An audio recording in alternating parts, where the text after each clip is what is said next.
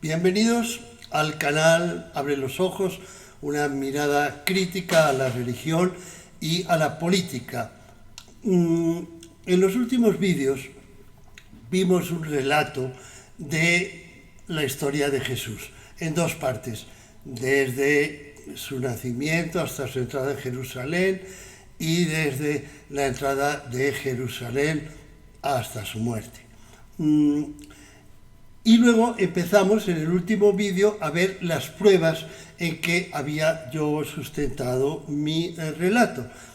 Vimos a María Magdalena, a María la Madre de Jesús, a Salomé, a Juan el Bautista y empezamos con el tema de Jesús.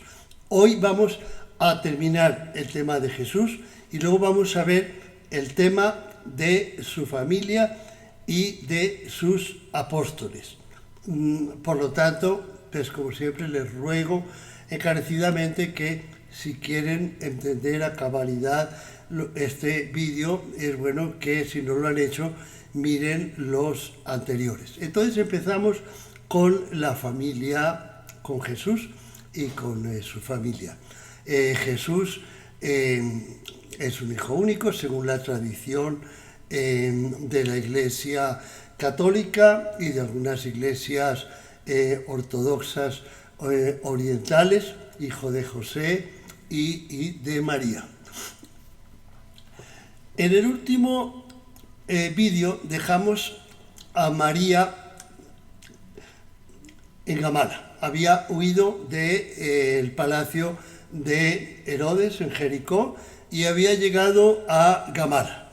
Gamala es la ciudad que describen los evangelios, aunque les parezca raro si han visto los vídeos que dediqué a Gamala, no hay ninguna duda, los evangelios describen a la ciudad de Jesús, la única ciudad en las orillas del lago Tiberíades, sobre el pico de una montaña, con una sinagoga, con unas murallas, con un despeñadero y en el margen oriental del lago, no en el occidental como quedan Cafarnaúm o Nazaret. Entonces ahí dejamos a María y el punto siguiente es que en el relato de Jesús afirmamos que María se une con Judas de Gamala, que ya hemos visto que era el líder revolucionario que en la época año -4, -3 antes de nuestra era, cuando muere Herodes, se enfrentó a Roma, ocupó parte de Israel durante algún tiempo, fue derrotado, pero 10 años después, en el año 6, se levantó nuevamente contra Roma. O sea, durante muchos años fue un líder independentista, cuyo refugio era la ciudad más difícil de atacar, que era Gamala, en donde se refugiaban los independentistas israelitas.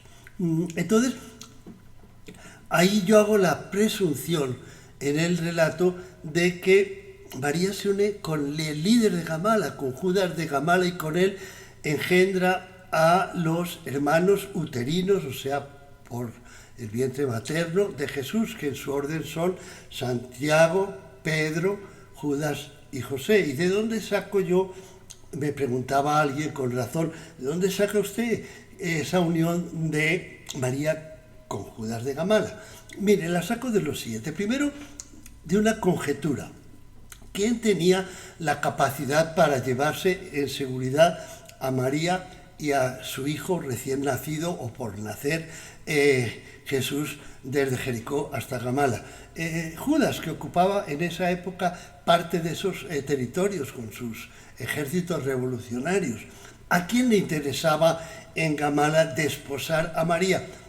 A Judas, no hay otro, porque Judas era un pretendiente a Mesías y le convenía, para presentarse como rey, como Mesías ante su pueblo, presentarse como el esposo de la última princesa macabea o asmonea, la dinastía que adoraban los judíos, mientras que, como hemos visto, odiaban a los herodianos. Lo mismo había hecho Herodes el Grande en su época, también se había casado con una princesa macabea por la misma razón, solo que luego la había asesinado. Y lo mismo trató de hacer Antípater, casándose con María, la madre de Jesús, cuando creyó que estaba ya muy próxima la muerte de su padre, que iba a ser coronado rey y que se iba a presentar con María, la descendiente, la última princesa Asmonea. Entonces, por conjetura yo, cuando leí eso, dije, hombre, lo más seguro es que fuera Judas de Gamala, y eso es una conjetura. Pero después encontré en Flavio Josefo la mención de dos hijos de Judas en su orden, Santiago y Simón, que son los mismos de María. Entonces dije, hombre, esto va por ahí, se convirtió en una hipótesis. Pero luego vino lo que yo considero la prueba reina. Y la prueba reina la vamos a ir viendo en el transcurso del vídeo, es lo siguiente. En los evangelios, como vamos a ver, y en los padres de la Iglesia, encontramos a un sujeto del que no sabemos nada, llamado Cleofás, que aparece como el cónyuge de una hermana de María, la madre de Jesús, que también se llama María, de la cual no sabemos nada, pero ella aparece, una María, hermana de María. Y esa hermana de María, con este personaje Cleofás, engendran a 4 hijos: Santiago, Simón, Judas y José, que son los mismos de María con José. Entonces de eso vamos a hablar, pero les anticipo que la verdad queda descubierta cuando San Hipólito de Roma, en su obra sobre los apóstoles y discípulos, aclara que Cleofás, su verdadero nombre es. 2 aspectos de la vida de Jesús que no relaté fueron nacimiento y resurrección. No los relaté porque no considero ciertos ni uno ni otro. El nacimiento de Jesús, lo voy de todas formas a tratar rápidamente, es el siguiente. Según Pablo en sus epístolas, Jesús nace de una mujer sujeta a la ley de Moisés. No nos dice nada perdón, de ningún nacimiento virginal. Sin embargo, y Marcos y Juan tampoco mencionan a José. Es Mateos el primero que menciona el nacimiento milagroso. Ahora bien, en la antigüedad se atribuía a faraones, emperadores, filósofos, grandes escritores o héroes haber sido fecundados por un dios y una humana. Lo hemos visto a través de los vídeos anteriores. Eso no. Si tú quieres presentar en la antigüedad la biografía de un gran personaje, tienes que empezar por ahí. La divinidad lo fecundó. Eso era normal. No agrega nada, ni lo hace más creíble. Sin embargo, Mateo, que es el primero que trata este tema, le agrega algo muy importante, que sí distingue de otros casos, y es que la madre humana de Jesús es virgen y sigue siendo virgen después. Y eso sí es raro, pero ¿de dónde saca eso Mateo? Mire, Mateo nos dice lo siguiente: todo esto sucedió para que se cumpliera lo que el Señor había dicho por medio del profeta. La Virgen concebirá y dará a luz un hijo y lo llamarán Emanuel. Mateo, ustedes saben que el Evangelio de Mateo muy a menudo él dice esto sucedió para que se cumpliera la Escritura. Él va viendo la Escritura y va adaptándola a su relato. Pero él dice que el profeta dijo, la Virgen concebirá. ¿Y dijo eso el profeta? No. El profeta no dijo eso. Isaías 7:14, que es donde él se basa, dice, el Señor mismo les dará una señal. La joven concebirá y dará a luz un hijo y lo llamará Emanuel. Esto se refiere a que ese episodio en la Biblia en que el rey de Judá teme que el rey del norte, el rey de Israel, aliado con el rey de Siria, le arrebaten su reino, y su profeta de cabecera, Isaías, le dice, no, tranquilo, que antes de que este hijo que esta joven va a concebir, alcance el uso de la razón, esos dos reinos ya no existirán. Entonces no es la Virgen, es la joven. ¿Y de dónde saca Mateo la Virgen? Pues la saca de la Septuaginta, que es la traducción al griego de la Biblia hebrea, que contiene varios errores de traducción. Uno de ellos es que la Septuaginta traduce la palabra alma hebrea, que significa joven o doncella, la traduce por partenos, que significa virgen, cuando la palabra hebrea para que hubiera significado partenos no era alma, sino betula. Entonces un simple error de traducción. Es el sustento de la teoría de Mateo de la virginidad de María, no hay más. Entonces la resurrección tampoco la traté, porque la resurrección espiritual de Jesús o de cualquiera es posible, pero la resurrección material en cuerpo no lo es, pues su osario con sus restos fue encontrado en Talpiot. Además de que veremos cuando miremos el tema de la construcción de los evangelios, que Jesús no fue el primer Mesías al que se le atribuía la resurrección. Hubo otro varias décadas antes, como veremos en su momento. Entonces, sigamos con el Padre de Jesús. Fíjese que María llega o con Jesús recién nacido o a punto de nacer a Gamala. Y obviamente, si le preguntan, oiga María, ¿y este hijo de quién es? Porque has llegado con él. Ella no puede decir que es de Antípater, el corregente herodiano, porque está en el sitio de los independentistas que quieren acabar con los herodianos. No puede revelar que su hijo es perseguido por Roma y por los herodianos por ser el último descendiente de la dinastía herodiana. Jesús es herodiano por su padre y Macabeo por su madre. Entonces, eso hace que sobre la paternidad de Jesús hay todo tipo de dudas. Y eso para mí comprueba mi teoría.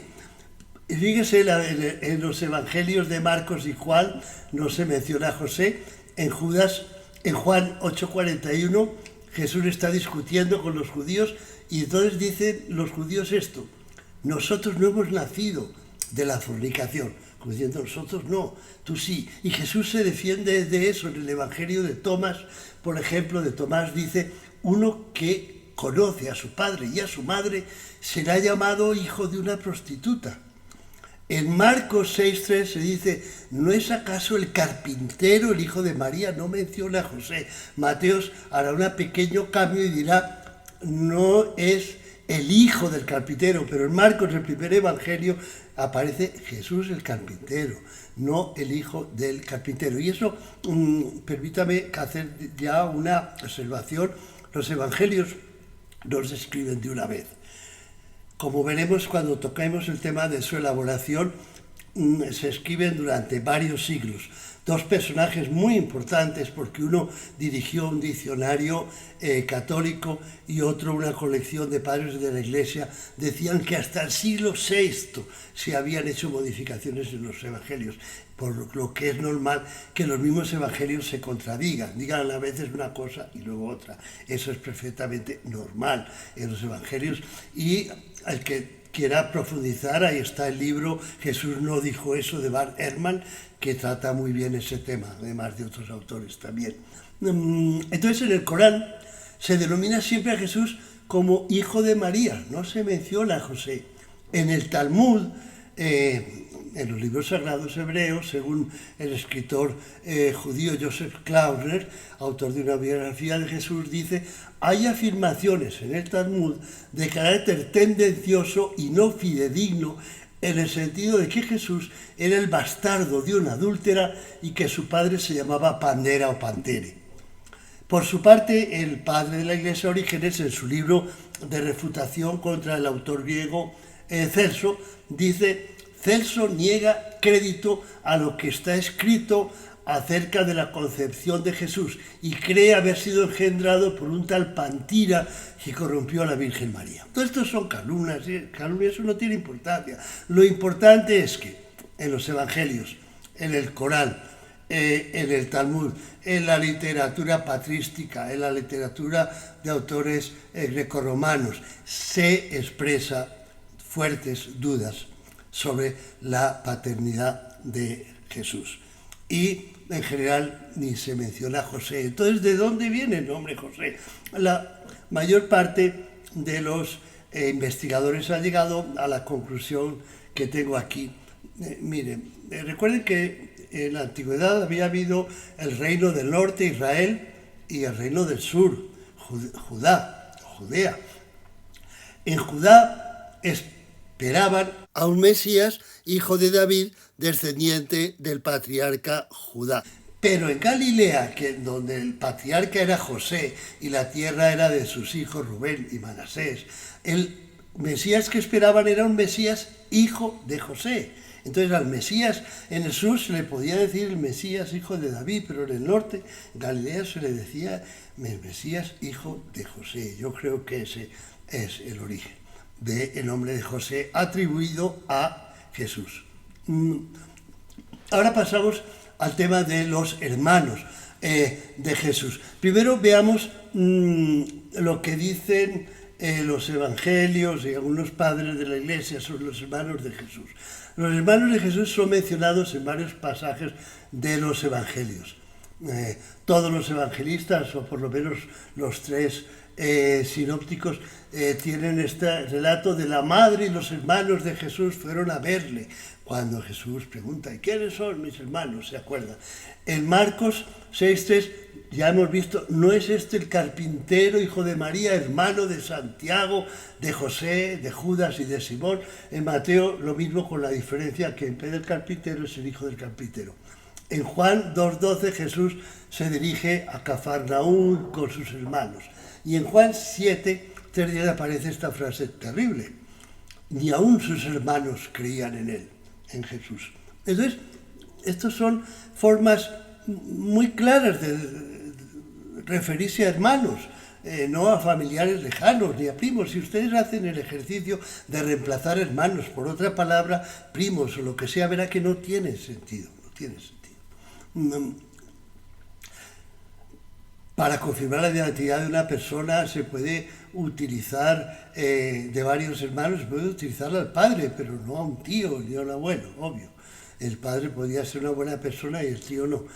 En los padres de la Iglesia y en la literatura antigua se menciona una y otra vez, y en todos los padres de la Iglesia que tratan estos temas de la historia, a Santiago como el hermano de Jesús y a Simón y Judas como hermanos de Santiago, alguna vez también aparece como hermano de Jesús. Y eso se debe a que el más importante fue Santiago, porque Santiago dirigió la Iglesia o el movimiento de Jesús desde la muerte de Jesús hasta el año 62, en que fue asesinado por el sumo sacerdote Anás, hijo de Anás. Y le sucedieron sus hermanos Simón y luego su hermano Judas. Eusebio de Cesarea, en su historia eclesiástica, menciona 11 veces a Santiago como hermano de Jesús, y todos los padres de la Iglesia lo mencionan como hermano de Jesús. Incluso Flavio Josefo señala a Santiago, al que le dedica varios apartes, como hermano de Jesús. No hay ninguna duda al respecto. Ahora, cuando se habla de los hermanos o del hermano, siempre se utiliza la palabra adelphos, que quiere decir de un mismo vientre. Delfos o delfus quiere decir vientre o útero, que significa, por tanto, hermano uterino, hermano de la misma madre. Y en latín se usa la palabra frater, o sea, si quisieran haber dicho los evangelios que eran primos, hubieran utilizado la palabra anepsios en griego, que quiere decir primo, o la palabra consobrinos en latín. Hay un caso muy interesante, que es el de Jerónimo. San Jerónimo traduce la Biblia, la Vulgata, al latín. Y aunque Jerónimo es el que con más claridad expresa la doctrina de que los hermanos de Jesús son primos, pero en el Nuevo Testamento no los llama primos, los llama frater, hermanos, porque una cosa es tener una teoría y otra cosa es corromper una escritura traduciéndola engañosamente, y la intelectualidad y la integridad de Jerónimo le impide hacer tal cosa. Ahora, veamos estos comentarios en los evangelios sobre la familia y sobre los apóstoles. Sobre la familia dice Jesús: ¿quién es mi madre y quiénes son mis hermanos? Ustedes son mi madre, mis hermanos, que es un poquito despectivo con la familia. Cuando se enteraron sus parientes, le estaba predicando, salieron a hacerse cargo de él porque decían: está fuera de sí, o sea, está loco. Otra: ¿por qué me buscaban? No sabía que tengo que estar en la casa de mi padre. Pero ellos no entendieron lo que les decía. Cuando se queda retrasado en el templo y sus padres lo buscan. Y la frase terrible de Juan 7:5: lo cierto es que ni siquiera sus hermanos creían en él. Eso es sobre la familia. Ahora veamos estas frases sobre los apóstoles. Jesús increpa a Pedro, hombre de poca fe, porque cuando sobre el lago Tiberíades Jesús le dice: puedes caminar sobre el lago, si tienes fe no te vas a hundir. Él camina, no tiene fe y se hunde. También ustedes son todavía tan torpes. ¿Cómo no entienden que lo que contamina a una persona es lo que sale de su boca? En Mateo: hombres de poca fe, ¿por qué están hablando de que no tienen pan? Todavía no entienden. ¿Cómo es que no entienden que no hablaba yo del pan, sino de tener cuidado con la levadura de fariseos y saduceos? Hay otro pasaje: los discípulos se acercan a Jesús y en privado le preguntaron: ¿por qué nosotros no pudimos expulsarlos? Se refiere a un demonio. Y Jesús les dice: porque ustedes tienen tan poca fe. Esta misma noche les dice Jesús: ustedes todos me abandonarán. Y finalmente no pudieron mantenerse despiertos conmigo ni una hora. O sea, fíjense que es un lenguaje poco amable que expresa desconfianza y que se debe a lo que vemos aquí. Miren, en los evangelios y luego en algunos escritos posteriores, claramente hay un afán de minimizar a los hermanos de Jesús y a los apóstoles. ¿Por qué? En cuanto a los hermanos, la idea que los evangelios dan es que no creyeron en Jesús. Eso es claro, y lo dice claramente Juan. ¿Y por qué? ¿Cuál es el objetivo de eso? El objetivo principal es desaparecerlos, negar su existencia. No hubo hermanos, hubo primos, no hermanos.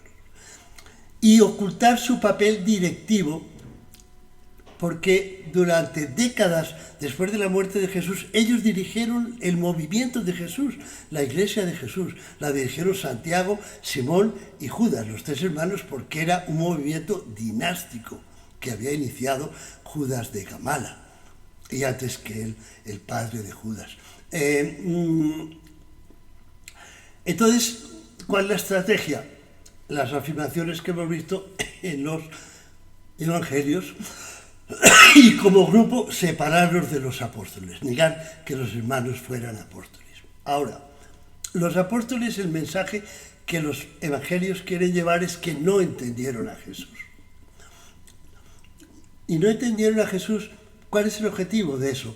Explicar su fidelidad a la Torá, a la ley de Moisés, por su dificultad en entender a Jesús y a sus enseñanzas. Fíjense esta llamada que tengo aquí abajo. Santiago, en su epístola, dice: el que cumple con toda la ley de Moisés, pero falla en un solo punto, ya es culpable de haberla quebrantado toda. Y eso es lo mismo que decía Jesús. Si tú quieres salvarte, tienes que obedecer toda la Torá, toda la ley de Moisés. Pero en la naciente iglesia cristiana paulina dice lo contrario. La ley murió, ha sido reemplazada por la fe en Jesucristo. Tú no te salvas por obedecer la Torá, por comer la comida kosher o por circuncidarte. No tienes que hacer eso. Te salvas por la fe en Jesús. Entonces, obviamente, como los apóstoles y los hermanos, y está claro en toda la historia que vamos a ir viendo, son súper fanáticos del cumplimiento de la Torá. Veremos el caso de Santiago en el próximo vídeo. Es un celote extremista. Entonces, obviamente, no les conviene en el relato, están cambiando un relato por otro, y los apóstoles y los hermanos no cuadran. Por eso, sobre los apóstoles pues hay las afirmaciones que vimos en los evangelios sobre su cortedad de miras que les impidió entender las enseñanzas de Jesús. Y otra estrategia es multiplicar los personajes, como vamos a ver. Y el caso de María, el objetivo claramente es fundamentar la virginidad antes, durante y después del parto, la virginidad perenne, y para eso la estrategia es crear una hermana de María, con el mismo nombre de María, y con los mismos hijos de María. Solamente cambia José por Cleofás y María por la hermana que también se llama María, que es hermana de María, que es hermana de María. Así es. Ahora, veamos qué razones alegó la Iglesia, o alega la Iglesia, en el Catecismo para negar a los hermanos de Jesús. Mire, esto es literal. El nacimiento de Cristo, lejos de disminuir, consagró la integridad virginal de su madre. La liturgia de la Iglesia celebra a María como la Ei Parthenos, la siempre virgen. A esto se objeta a veces que la Escritura menciona unos hermanos y hermanas de Jesús. La Iglesia siempre ha entendido estos pasajes como no referidos a otros hijos de la Virgen María. En efecto, Santiago y José, hermanos de Jesús, según Mateo, son hijos de una María discípula de Cristo, que se designa de manera significativa como la otra María. Se trata de parientes próximos de Jesús, según una expresión conocida del Antiguo Testamento. Jesús es hijo único de María. Eso afirma tajantemente la Iglesia Católica, con lo cual desaparecen los hermanos de Jesús. Debo aquí aclarar que es la Iglesia Católica. En las iglesias protestantes, aunque hay diferentes opiniones, la mayor parte no creen en la virginidad perpetua de María. Si creen en el nacimiento milagroso de Jesús, como explican los evangelios, pero de ahí en adelante creo que se guían más por Mateo cuando dice que María no tuvo relaciones sexuales hasta después del nacimiento de Jesús. Así es la traducción de la Nueva Versión Internacional de los evangelios. Entonces, los protestantes no creen en su mayor parte en la virginidad perpetua, y las iglesias ortodoxas orientales en su mayor parte creen que los hermanos de Jesús en realidad eran hijos de un primer matrimonio de José, que fue una teoría que se esgrimió al principio, en los primeros siglos de nuestra era, pero que fue abandonada porque es muy sencillo. Si José tenía otros hijos, no podía haber participado en la consagración en el templo del primogénito, porque ya tenía primogénito y no se puede hacer dos veces. Entonces, pues a partir de ahí, siempre en la iconografía, en los artes plásticos católicos, va a aparecer la Sagrada Familia, María, José, Jesús, y los hermanos desaparecieron. Ahora, la Iglesia Católica se fundamenta para ese dogma de la virginidad perpetua de María en la otra María que aparece en los evangelios. Vamos a profundizar este tema.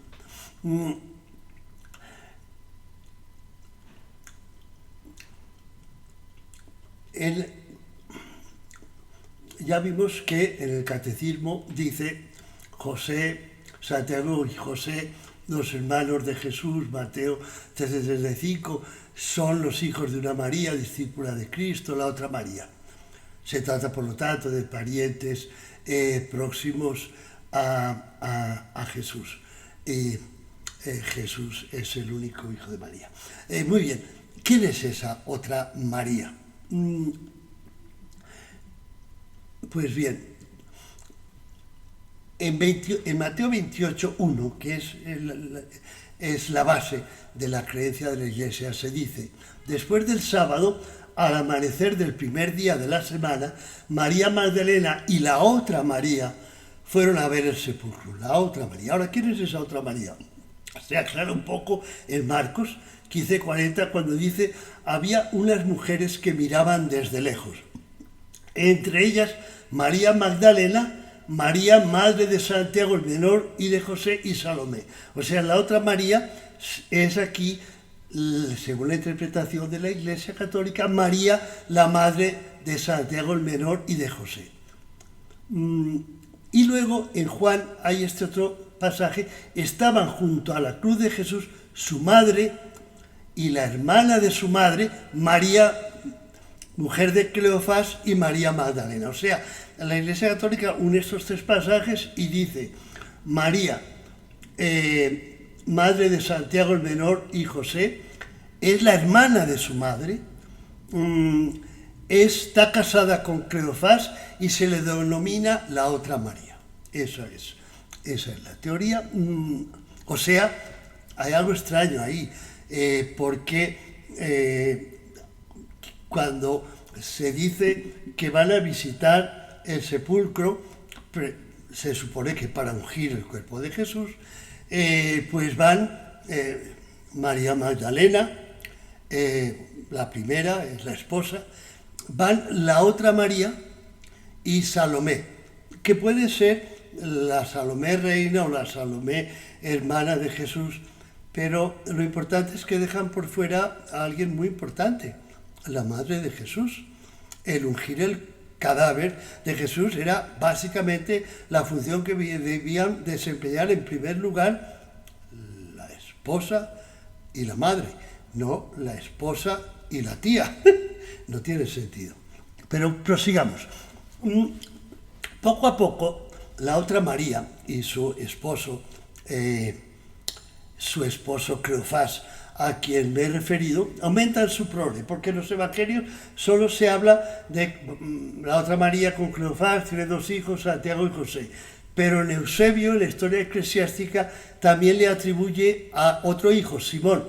Dice: Simón, hijo de Cleofás, es elegido para dirigir la iglesia a la muerte de Santiago. O sea, ya vamos con María y Cleofás, padres de Santiago, José y Simón.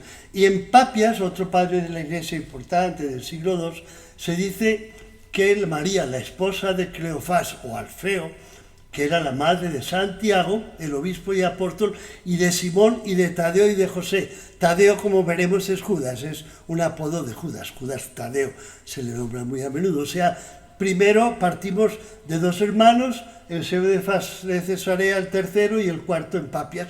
Luego, de ahí en adelante, María, la otra María, la madre de María, que también se llama María, con su esposo Cleofás, son hijos de los 4, con 4 nombres idénticos a los hermanos de Jesús. Extraño, pero así es. O sea, tenemos 2 familias muy parecidas. Una familia en los evangelios es María, que tiene una hermana María, casada con José. Y sus hijos son Santiago, Simón, Judas y José, hermanos de Jesús en los evangelios. En el catecismo tenemos a María, hermana de María, casada con Cleofás, que tiene 4 hijos, Santiago, Simón, Judas y José, pero que ahora son primos de Jesús. Y entonces, para aclarar este enredo, vamos a acudir a 2 informaciones adicionales. Una, en Hipólito de Roma, padre de la Iglesia del siglo II, en su libro sobre apóstoles y discípulos, capítulo 11, afirma lo siguiente: Cleofás también es llamado Judas. Cleofás, ahora bien, Cleofás es una contracción de Cleopatros, que significa padre ilustre, según el diccionario bíblico evangélico. Entonces, podemos reemplazar muy fácilmente a Cleofás y a José por un padre ilustre, que es lo que quiere decir Cleofás. cuyo nombre es Judas. Y díganme ustedes en Gamala, en esa época, qué padre ilustre llamado Judas había si no era Judas de Gamala. Luego, ahí encontramos finalmente la familia de Jesús. María casada con Judas, padre ilustre, Judas de Gamala, con el cual ha tenido 4 hijos: Santiago, Simón, Judas y José, hermanos uterinos a través del mismo vientre, de la misma madre de Jesús. Y finalmente, en el diccionario católico de New Advent, este es un diccionario que tiene décadas de antigüedad y que es supremamente prestigioso y respetado.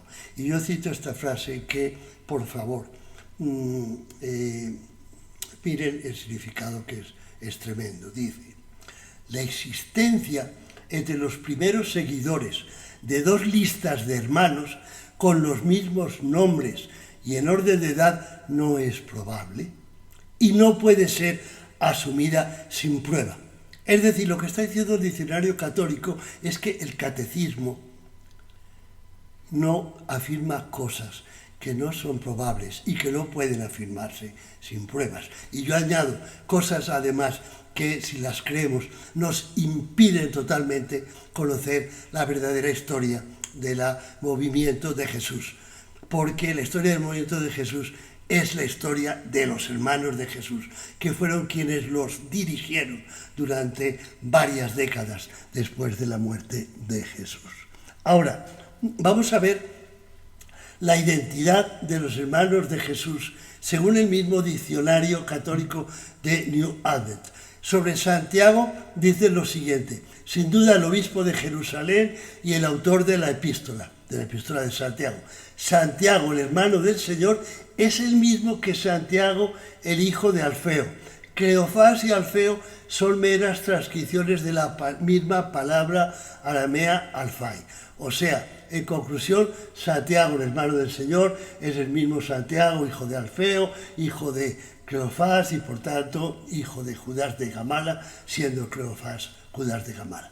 Sobre Simón, Pedro afirma: es identificado por la mayor parte de los comentaristas con Simeón o Simón, quien, de acuerdo con Hegesipo, era el hijo de Cleofás y sucesor de Santiago como obispo de Jerusalén. Otros lo identifican con el apóstol Simón el Cananeo o Simón el Celote. Y aquí hay que aclarar: cuando se dice Simón el Cananeo, no tiene nada que ver con de la tierra de Caná, ni con las bodas de Caná. En hebreo, cananeo es que viene de Canaín. Caná es celo y Canaín es el celoso. Y en griego, el celoso es el celote. Luego, en ambas, el apóstol Simón, el cananeo o el celote, es el hermano de Jesús y es del movimiento de celosos de la ley, celotes, iniciado por Judas de Gamala. Conclusión: Simón Pedro es el mismo Simeón, el cananeo o el celote, y sucedió a su hermano Santiago como jefe de la iglesia. Ahora, Judas, dice el diccionario, es el autor de la epístola de Judas, identificado como Judas, el hermano de Santiago, y también conocido como Tadeo. Judas es llamado Judas Tomás en la tradición siria como el hermano gemelo de Jesús. Es el equivalente de Dídimos en griego y significa gemelo. O sea, en conclusión, Judas es el mismo Tadeo y el mismo Tomás, y también se identifica a veces como Lebeo o como Judas Iscariote. Y aquí vale aclarar que Tomás significa, es una palabra que en hebreo viene, es tauma, que quiere decir el gemelo. Tadeo es una contracción de Judas Tomás. O sea, pues en conclusión, esos son los 3 hermanos de Jesús y sus varios nombres. Ahora vamos a ver, a partir de esta información, cómo es factible excluir a los hermanos de Jesús del apostolado.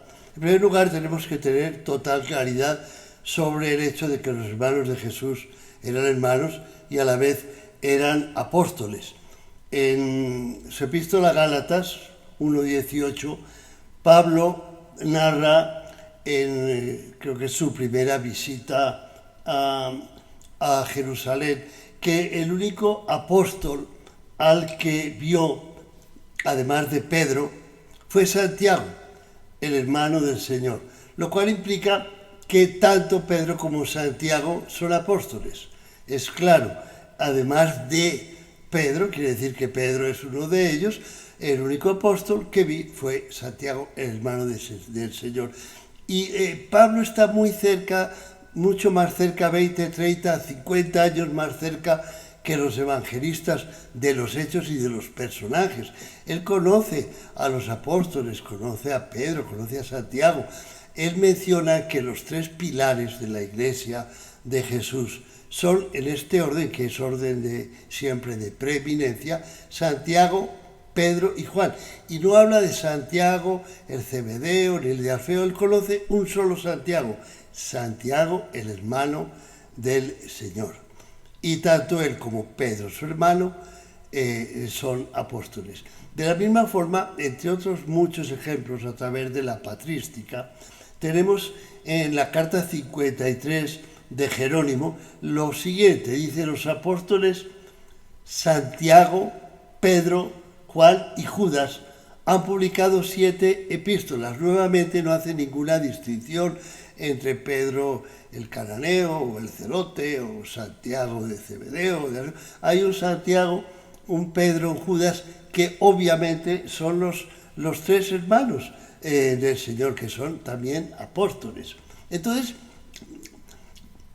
además tenemos que si una vez muerto Jesús lo suceden en orden sus tres hermanos, Santiago, Pedro y Judas, como veremos en el próximo vídeo, es obvio que al ser directores de la Iglesia tienen que ser también apóstoles, no surgieron de la nada.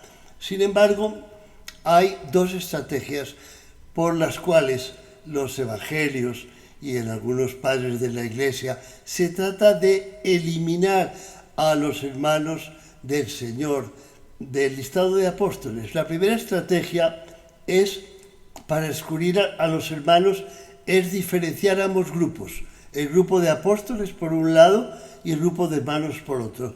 Eso es lo que se hace, por ejemplo, en Hechos 1, 12, 14, en donde primero se nombran los apóstoles uno por uno y luego dice quienes se dedicaban a la oración, los apóstoles, junto con las mujeres y con los hermanos de Jesús y su madre María. O sea, por un lado van los apóstoles, por otro lado van los hermanos, como grupos diferentes. Y una segunda estrategia es duplicar apodos y padres para impedir la identificación de los hermanos de Jesús. Para ello se utilizan varios apodos para cada personaje y se agregan hermanos y padres con nombres diferentes para reemplazar al personaje real. A partir de aquí, si queremos ver realmente quiénes son los que se identifican en el listado de apóstoles, tomando el listado de Mateo, vamos a ver cómo podemos hacerlo. En primer lugar, debemos unificar apodos. En unificar apodos ya vimos anteriormente que, según el diccionario de la Iglesia Católica, hay varios apodos para cada persona, pero hay la forma de unificarlos y eliminar los hermanos o los padres que no corresponden, que obviamente no corresponden con el personaje.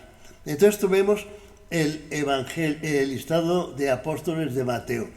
Simón, llamado Pedro y su hermano Andrés, Santiago el de Zebedeo y su hermano Juan, Felipe y Bartolomé, Tomás y Mateo el publicano, Santiago el de Alfeo y Tadeo, Simón el cananeo y Judas Iscariote. A primera vista es obvio que un mismo apóstol aparece con varios nombres. Y en segundo lugar, es claro que si queremos, por ejemplo, identificar al primero, al más importante de los apóstoles, que es Santiago, el hermano de Jesús, no lo vamos a encontrar, porque tenemos un Santiago, pero el de Zebedeo con su hermano Juan, y Santiago, el hermano del Señor, no tenía ningún hermano Juan, ni tenía nada que ver con ningún Zebedeo. Y luego tenemos a un Santiago, el de Alfeo, que tampoco tiene que ver con Santiago, el de Juan. Juan no es hijo de Alfeo, es hijo o de Judas de Gamala, o se podría mencionar a José. De la misma forma que hay un Tomás, que es Judas, un Tadeo que vimos que también es Judas, un Judas Iscariote, un Santiago Zebedeo, un Santiago de Alfeo.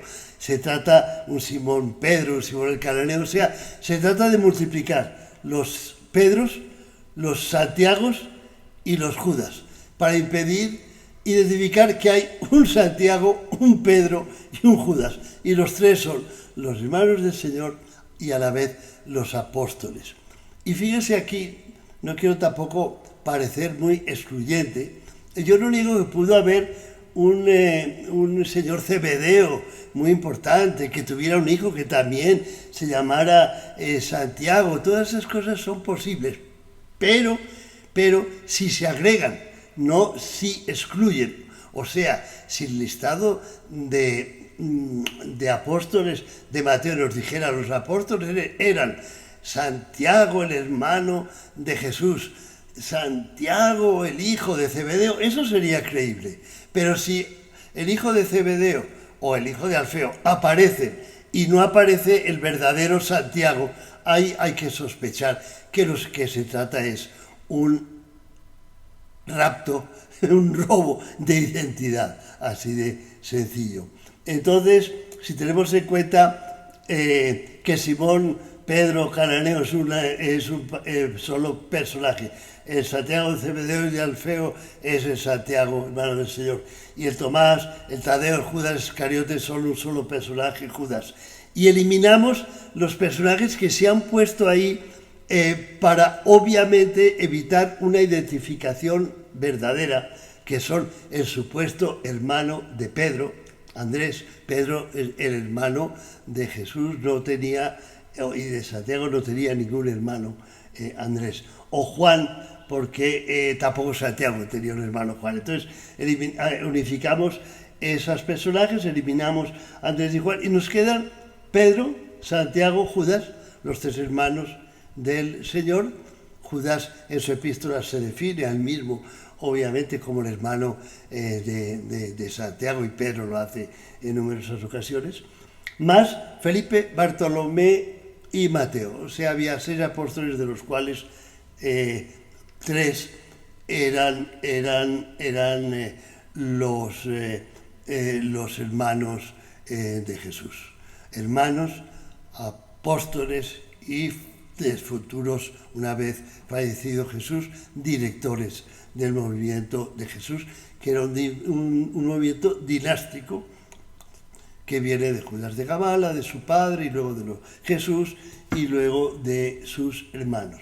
Y finalmente, entonces llegamos a la inversión de identidad en el círculo de Jesús, porque aquí tenemos la identidad real de los personajes y la identidad cristianizada. Entonces tenemos María, la madre, uniendo el vídeo de hoy y el anterior, María la madre, la última descendiente de la dinastía macabea, se convierte en la humilde esposa del carpintero. María Magdalena, la esposa de Jesús, después de ser prometida de un príncipe herodiano y esposa del enarca Arquelao, que la repudió, se convierte en la pecadora arrepentida. Salomé, la esposa del tetrarca Filipo, que protegió a Jesús y su familia, se convierte en una adolescente lasciva y cruel.